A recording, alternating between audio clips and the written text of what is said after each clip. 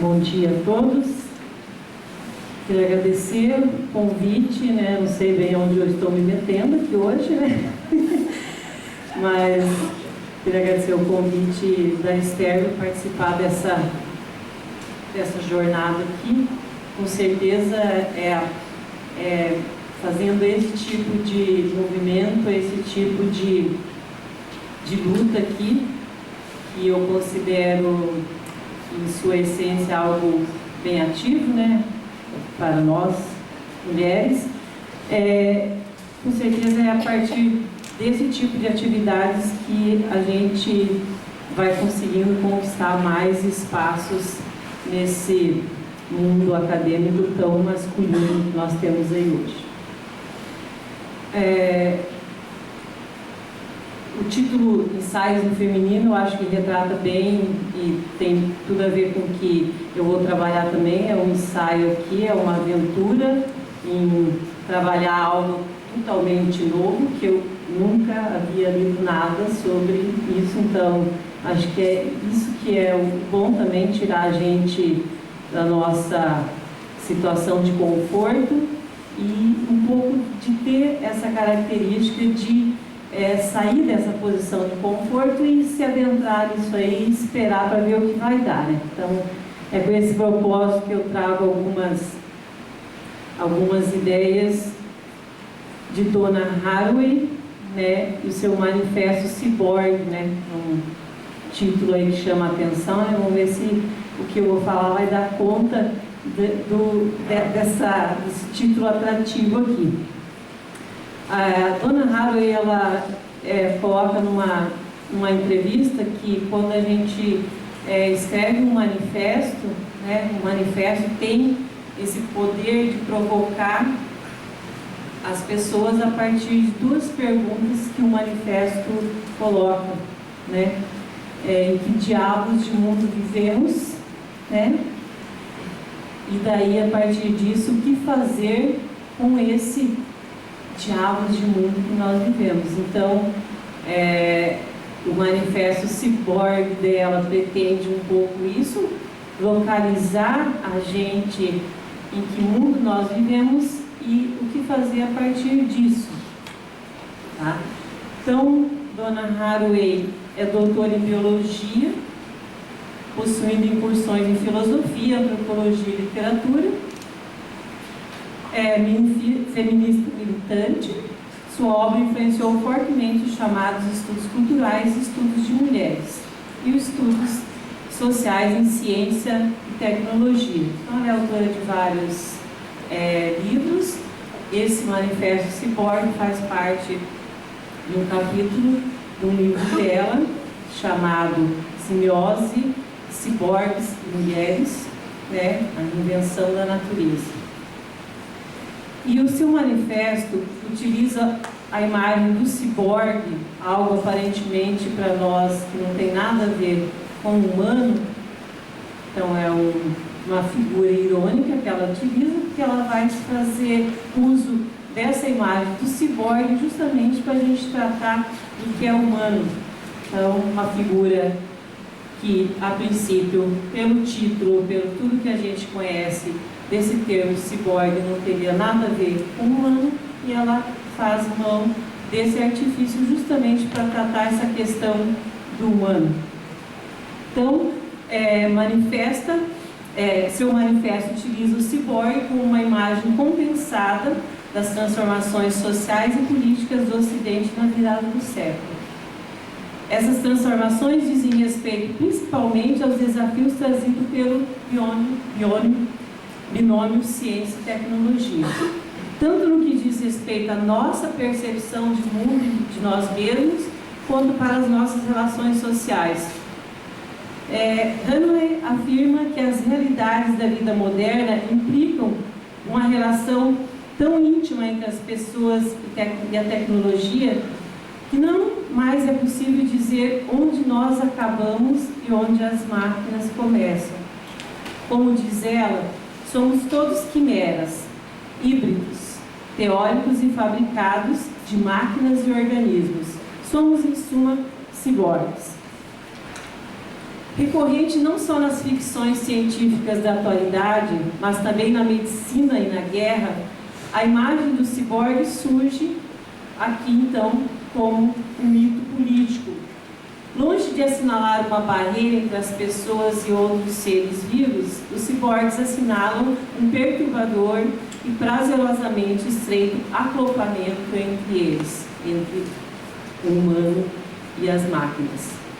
As máquinas do final do século XX tornaram completamente ambíguas a diferença entre o natural e o artificial, entre a mente e o corpo, entre aquilo que se autocria e aquilo que é externamente criado.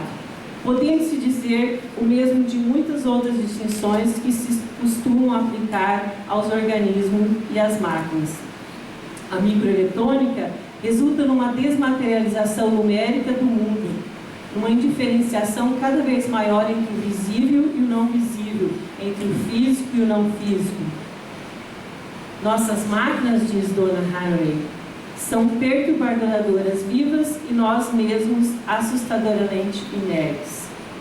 O ciborgue corporifica o rompimento de algumas fronteiras, tão caras à ontologia e à epistemologia ocidentais, tais como natureza e cultura, humano e animal, homens e mulheres, primitivo e civilizado, mente e corpo, entre outros. Assim, o mito do ciborgue significa fronteiras transgredidas. Haraway celebra desta forma o prazer da confusão das fronteiras, como também, a partir dessa confusão das fronteiras, desse desmoronamento das fronteiras, a nossa responsabilidade em sua construção. Essa confusão de fronteiras é necessária para que a autora repense as questões de gênero, sexualidade, raça e tecnociência, uma vez que a passagem das tradicionais dominações hierárquicas para um sistema de dominação baseados na informática global coloca em cena novas formas de poder e, com elas, novas configurações e significados de sujeito. Para a autora, tanto os feminismos socialistas e marxistas quanto os feminismos radicais conceberam a categoria mulher a partir do que seria considerado como uma todas elas, por meio da política da identidade. Segundo ela, tem se tornado difícil nomear nosso feminismo por um único adjetivo, ou até mesmo insistir na utilização desse nome, sob qualquer circunstância. A consciência da exclusão que é produzida por meio do ato de nomeação é aguda. As identidades parecem contraditórias, parciais e estratégicas. Haraway aponta que o feminismo radical, por exemplo, de Catherine McKinnon, que é a teoria feminista dessa autora, é construída sobre as bases do feminismo radical e sustenta que o homem e a mulher são criados por meio da erotização, da dominação e da submissão, tocando aos homens a dominação e às mulheres a submissão. E para que essa dinâmica seja posta em movimento, é preciso que o dominante veja no subordinado o objeto e não o sujeito. Assim, quem define o que é objeto mulher é o sujeito homem, e essa perspectiva epistemológica masculina se estende por todas as áreas, tornando o ponto de vista masculino o ponto de vista objetivo. Então, segundo Haraway, o feminismo radical de McKinnon é uma caricatura das tendências apropriadoras, incorporadoras e totalizadoras das teorias ocidentais que veem na identidade o fundamento da ação. O efeito principal disso é a produção de uma teoria da experiência e das identidades das mulheres que representa uma espécie de apocalipse para todas as perspectivas revolucionárias, isto é, a totalização inerente a essa fábula do feminismo radical atinge sua finalidade, a unidade política das mulheres, ao impor a experiência do não ser a seu testemunho. A teoria da experiência desenvolvida por McKinnon é extremamente totalizadora, segundo Haraway. ela não marginaliza a autoridade da fala e da ação política de qualquer outra mulher, ela as elimina. Trata-se de uma totalização que produz aquilo que o próprio patriarcado ocidental não conseguiu, o sentimento de que as mulheres não existem a não ser como um produto do desejo dos homens. Haraway sugere uma ruptura com tal política para dar lugar a uma coalizão capaz de considerar as diferenças e as afinidades entre mulheres, denominada por ela de política de afinidades, se contrapondo então à política de identidade.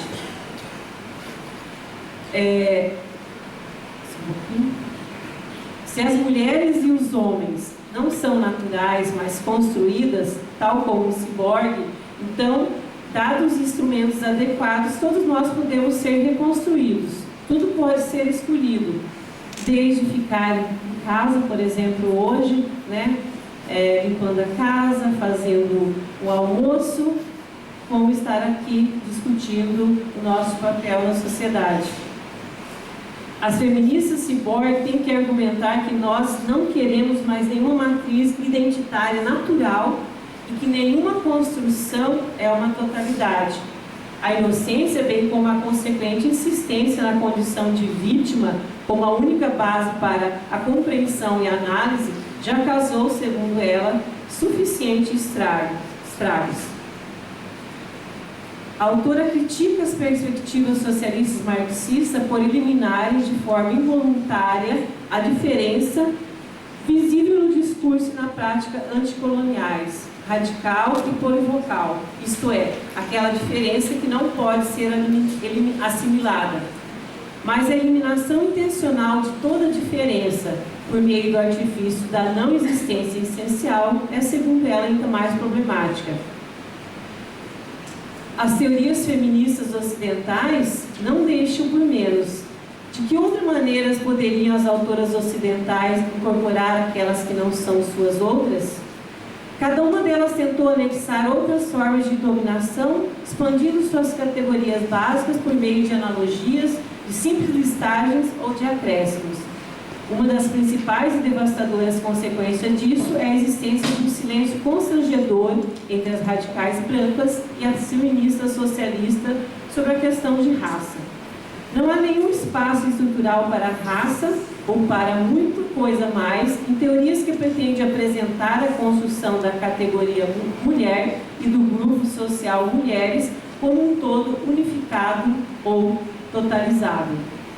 A partir da concepção ciborgue, Dona Haraway desconstrói essa ideia de que o gênero e o sexo são consoantes por natureza.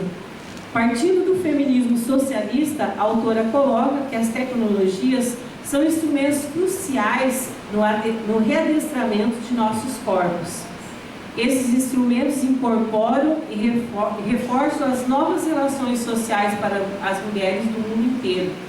Mas esses mesmos instrumentos podem servir para subverter e promover uma nova maneira de perceber a identidade, já que a própria categoria não deve ser encarada como natural, pois no momento em que se delimita o ser mulher ou ser homem, delimitamos também as possibilidades de vida dos seres humanos e as regulamos no sentido de reafirmar a ordem do patriarcado, que considera todos aqueles que não têm sua identidade de gênero, consoante com seu sexo, como seres anormais que precisam ser afastados e curados para adentrar na normalidade social.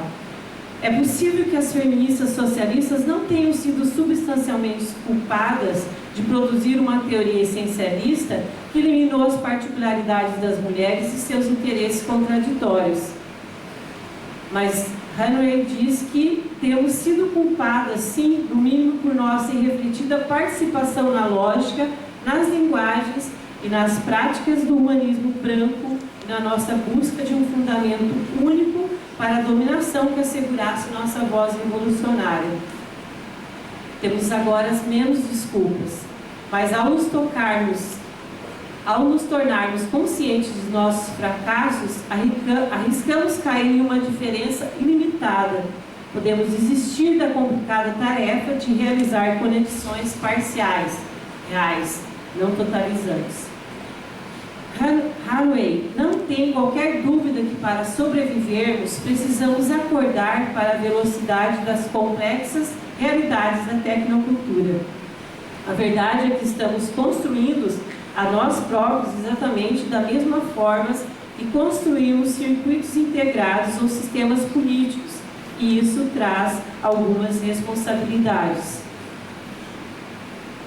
Haraway mostra como o desenvolvimento científico e tecnológico está presente no mundo do trabalho, na alimentação, na produção do conhecimento e nas mais diversas dimensões da vida.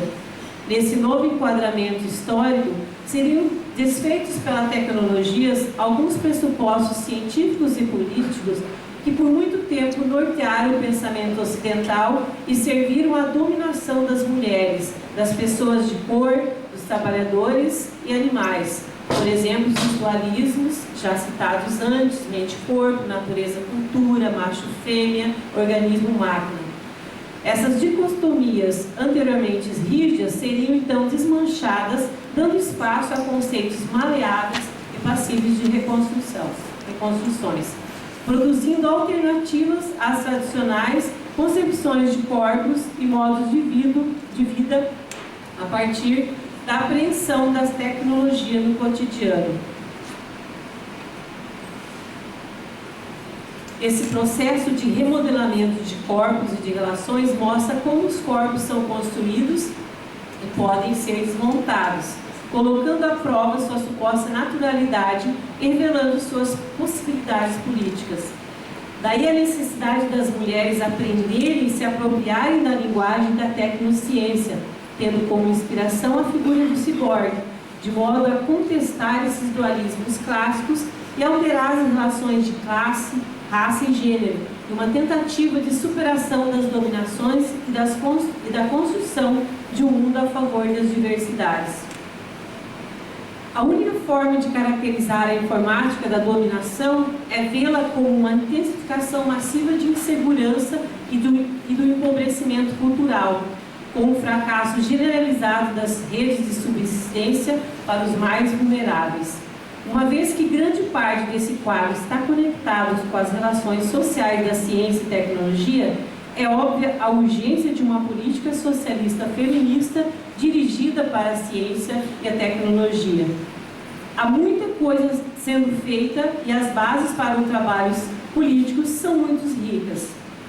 Hannah cita, por exemplo, um exemplo desse tipo de trabalho, o desenvolvimento de formas de luta coletiva para as mulheres envolvidas em trabalho assalariado, que é o das empregadas ligada à seção 925 do Sindicato Internacional dos Empregados do Setor de Serviço. Essas lutas estão propiciando uma compreensão mais abrangente da organização do trabalho, incluindo questões como a comunidade, a sexualidade e a família, questões que não eram privilegiadas nos sindicatos industriais dominados em grande parte por pessoas brancas e do sexo masculino.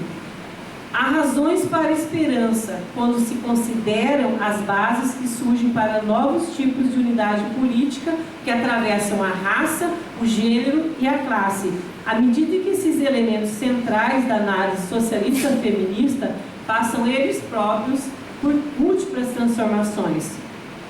Não são poucas as dificuldades experimentadas na interação com as relações sociais da ciência e da tecnologia, mas o que estamos vivendo não é transparentemente claro e, segundo ela, nos faltam conexões suficientemente sutis para construir de forma coletiva teorias sobre experiências que tenham alguma eficácia.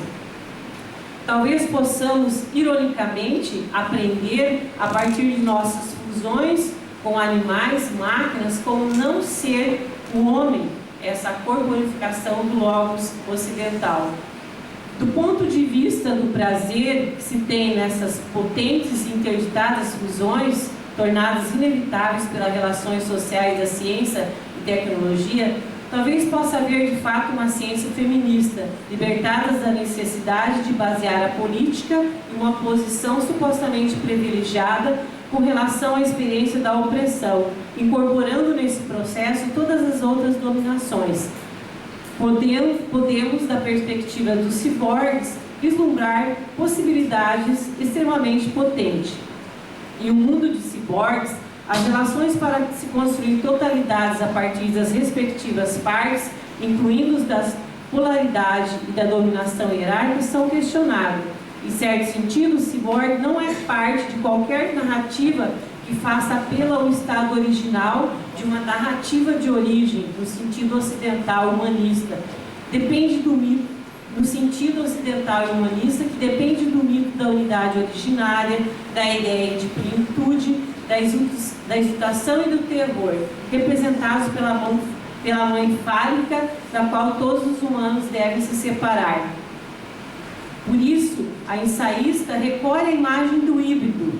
Inicialmente, não se trata do híbrido resultante da fusão do ser vivo ao arranjo inominado, mas o vivo totalmente engenheirado, construído, artificial, portanto, que não adquire identidades diferenciando de um ontológico primordial. Seu ciborgue é a arma da retórica política que desvela o totalitarismo implícito aos mitos de origem, o do gênero, o da natureza, opondo-se à cultura, o da redenção futura do pecado original que vitimou o homem entre outros. Haraway pretende que o ciborgue seja um produtor de estranhamento.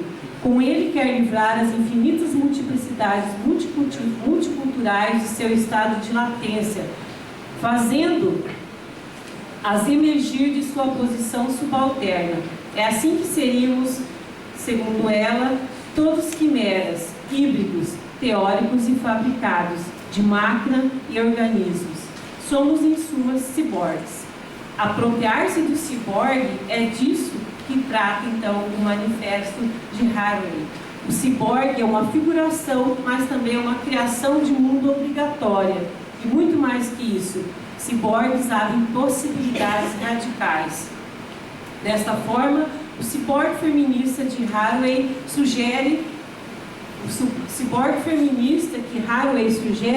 trata a identidade de gênero e o sexo como categorias complexas, construídas por meio de discursos e relações de poder que podem ser modificados por tecnologias ou por outras práticas sociais questionáveis. Não existe nem mesmo uma tal situação ser mulher. Para ela não existe nada do fato de ser mulher que naturalmente una as mulheres. Não existe nem mesmo uma tal situação ser mulher, pois essa categoria já seria exclusiva a um grupo restrito, assim como foi há algumas décadas, logo no surgimento do feminismo, em que as mulheres negras, trans ou de classe baixa não possuíam lugar dentro do movimento. O conceito de ciborgue, o manifesto escrito, reposiciona o sujeito como histórico e social e técnico e sugere que nos apropriemos dessas tecnologias para redirecionar o sentido que é dado para assim modificar as estruturas sociais. Só vou finalizar aqui que eu já estou com o tempo esgotando. A pergunta sobre onde termina o humano e começa a máquina não faria mais sentido a partir de toda essa imagem desse híbrido do ciborgue, pois a resposta a antecederia. Um termina dentro do outro. A pureza haveria sido banida do mundo que chamamos de nosso. Ou passamos a pensar como o híbrido que somos, ou estaríamos sempre a nos enganar. Por essa razão, o raciocínio deve seguir uma via dupla e simultânea. Somente pela dubiedade é possível entrever o sentido desse sujeito multifacetado, remixado e enevoado. De um lado, a mecanização do humano, de outro, a humanização e a subjetivação da máquina. É da combinação desses processos que nasce essa criatura pós-moderna, a que chamamos de ciborgue. O mundo, então, não seria constituído de unidades, sujeitos, de onde partiriam ações sobre outras unidades, mas inversamente de correntes e circuitos que encontram aquelas unidades, sujeitos, em sua passagem. Citando Tadeu, primários são os fluxos e as intensidades, relativamente aos quais os indivíduos e os sujeitos são secundários, subsidiários. Então, o mito do ciborgue significa tanto construir quanto destruir máquinas, identidades, categorias, relações, narrativas espaciais. Embora estejam desenvolvidas, como diz Haraway, ambas numa dança em espiral, ela afirma que prefere ser uma ciborgue a uma deusa. Eu finalizo com um trechinho que o Tomás Tadeu faz na introdução desse livro, que ele faz um chamado: integre-se, pois, à corrente, plugue-se, ligue-se a uma tomada, ou a uma máquina, ou a um outro humano, ou a um ciborgue. Torne-se um devir ciborgue, eletrifique-se, o humano se dissolve como unidade. É só eletricidade. Tá ligado? Obrigada.